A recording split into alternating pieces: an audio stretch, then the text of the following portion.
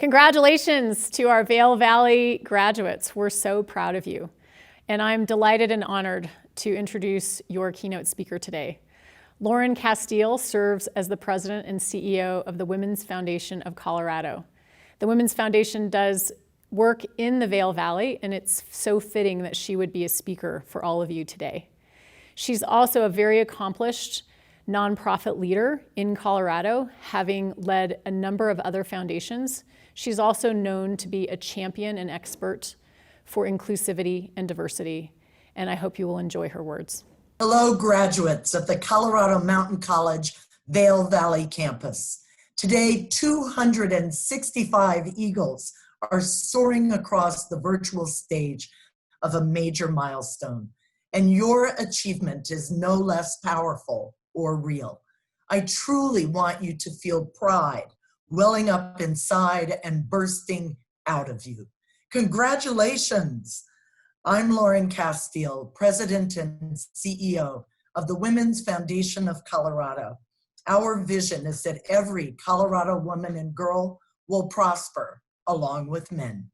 Our mission is to catalyze community, to advance and accelerate economic opportunities for women and their families.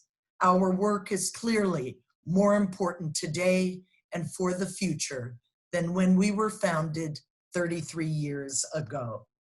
I am so proud to be with you today because CMC partners with the Women's Foundation of Colorado. We supported an on-site childcare center on this campus for student parents attending classes. We helped to provide scholarships to cover material costs for first-generation women, to earn what the world now sees are essential credentials, such as certified nursing assistants.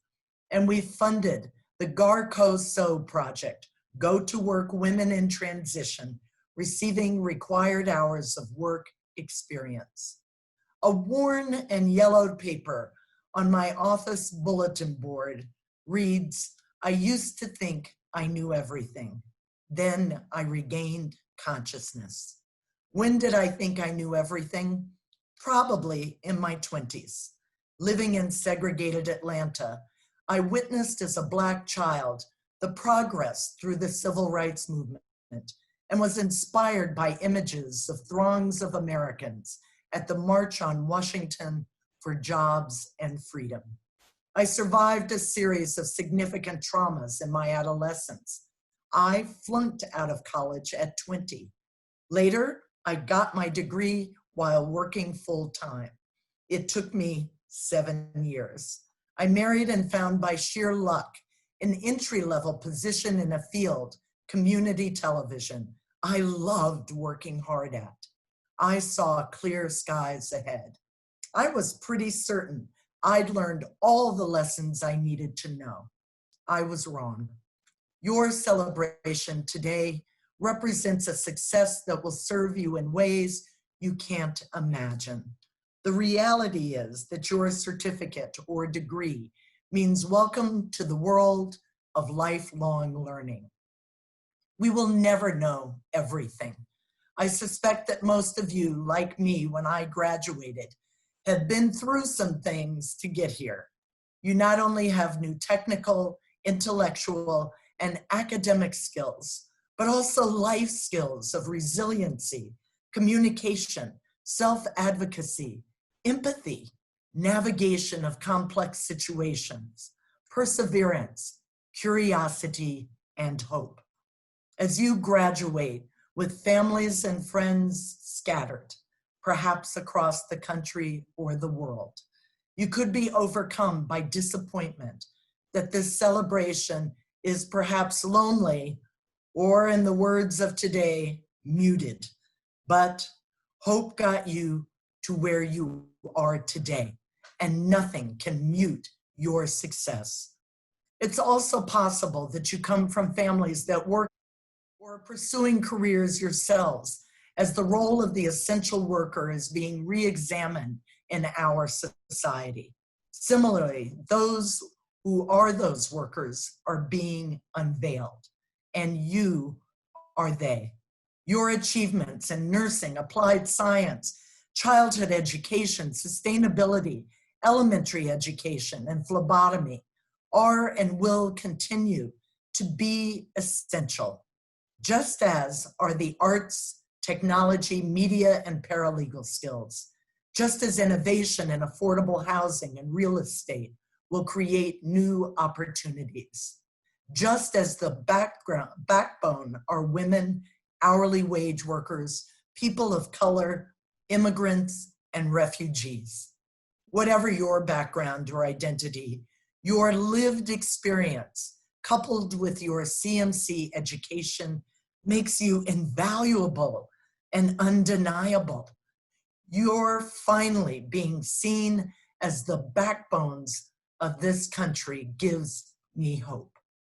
In my 30s, I was a working parent to 3 and learned the extraordinary joy one feels at the birth of a healthy child is coupled with overwhelming responsibility and imperfect skills to navigate new lives that have heart-stopping exuberance and challenges. I worked for Denver Mayor Pena.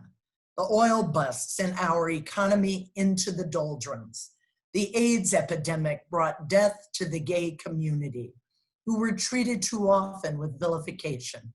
Sadly, as is happening to our Black and brown Asian brothers and sisters today.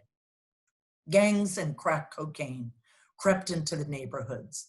The brown cloud of pollution hung over downtown, and we were required to drive only every other day. It felt overwhelming. Our staff team was young, committed, and more diverse than any previously in the history of city government. We wanted to make a difference. We did. The Denver International Airport and Colorado Convention Center emerged as economic booms to the bust. Residents were respected for their voices as community leaders. Environmental guidelines cleared the air. New economies developed. Over the years, I found philanthropy, which means the love of humankind, as my calling. It kept me in the throes of both the most satisfying solutions and dogged dilemmas of those times. Grassroots leadership, youth development, and cultivation of diverse leadership were all a part of the solutions. Community, listening, learning, equity and inclusion, belief and possibility were values that still matter today. Money is very important, but not enough.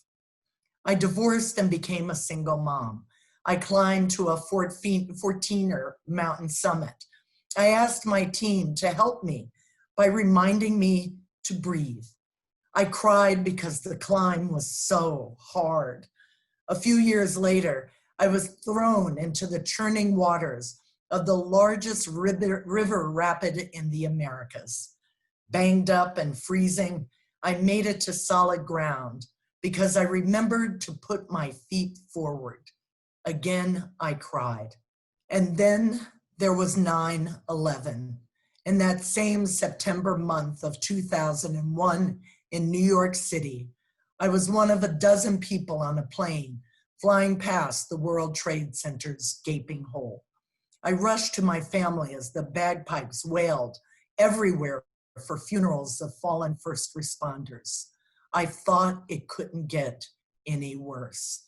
But New Yorkers rose to the challenge, grabbing life and comfort while others steeped in hate. I mentioned trauma earlier. Last thing about me.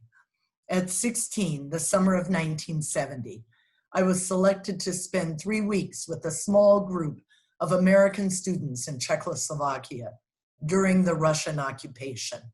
Military tanks literally marshaled my understanding of the fragility of global democracy and peace. We left Czechoslovakia for Yugoslavia, names of countries that no longer exist. I was injured while hiking. As a young Black American female on crutches, I became a perfect target for a violent assault. What's relevant here are the substantive lessons that I learned. empathy for anyone who is traumatized by poverty, violence, history, or powerlessness, compassion for persons vulnerable, not only because of race, but because of religion, ability, age, country of origin, gender, including trans and non-binary, sexual orientation or identity. Understanding for the injustices of those who find themselves in any circumstance, be it criminal justice, immigration, health, financial, or education system, where they don't understand the language or the rules and have no access or advocate. At 17, my father and grandfather died the same week, and my first love since middle school died when we were 18. I silenced my pain, sank into my wounded soul, and flunked out of college at 20 by avoiding all classes second semester of my junior year. I ran away to Colorado. I stand here or sit here tonight because a Colorado village of love, an inclusive family of new friends, mentors, and colleagues, extended support, opportunity, and unconditional belief until I believed in myself and found my footing. Yes, I have experienced some things in my 66 years, my own mountains and valleys. And on top of my own experiences, my mother's memories of the Great Depression lived with me. I was amused by her excess of canned soup, dried beans, soap, and toilet paper. That was then, I'd say, and this is now. There are similarities to the past and profound differences in the pain and impact. Plus, today, we are besieged with technology. Some of it is profoundly useful for saving lives and keeping us connected. Often, it is a cacophony of noise. I urge you to tune out the noise in your mind and tune in your hearts. You each hold a piece of the truth. At Colorado Mountain College, you found a community, a village of love and support until you found your own footing. Thank them and your personal community for their love and support. Cry and cheer because you reached this summit by keeping your feet forward. Remember to breathe inside your mask, and I will do the same for you. I have no illusions that your experiences at CMC were carefree. Certainly not these last couple of months. However, the opportunity is invaluable, and you are all here today because you persevered. The world into which you are graduating is unfamiliar, but not impossible. Take what you've learned at CMC and create new music based on the best of what you've seen in recent months. The opportunity for us to transform as an American culture is undeniable. The acts of kindness and connections you've made anew or reestablished are real. The self-reflection of isolation and making it through are real. Commit yourselves not to the fear of the uncertainty or the unprecedented, but rather to the love, patience, and community of mutuality that is the heart of this nation's promise, even as we grieve. The needs are great, and we need you. Work will require new innovation. You are a new generation in whom I have great faith that you will translate what your children will consider then into a better now and a better yet to come that I can't even imagine. What else can you do now to build lift for yourselves and our community? 1, fill out the US Census and help someone else do the same. Population counts determine state access to programs that support basic needs such as nutrition, education, housing, and healthcare. We need you counted in Colorado. 2, vote. Vote for yourself, your future, and those who can't. 2020 is the year when we recognize the 100th anniversary of the 19th Amendment, removing gender discrimination from voting across the nation. Colorado was actually the first. However, the 19th Amendment did not remove racially discriminatory practices of poll taxes and literacy tests that excluded Black voters, nor did it compensate for the fact that Native American and Asian immigrants were excluded from citizenship. Do not squander our democracy and the hard-fought right to lift your voice and advance America's promise in which you believe. And I ask of you to point your feet forward, breathe. Maya Angelou said, we go from surviving with passion and compassion, humor and style, generosity and kindness. That is thriving. Pablo Neruda reminded us that if each day falls inside each night, there exists a well where clarity is imprisoned. We need to sit on the rim of the well of darkness and fish for the fallen light with patience. You each have that light. Congratulations, Colorado Mountain College, Vail Valley campus, graduates of 2020. Soar, Eagles, soar. Thank you.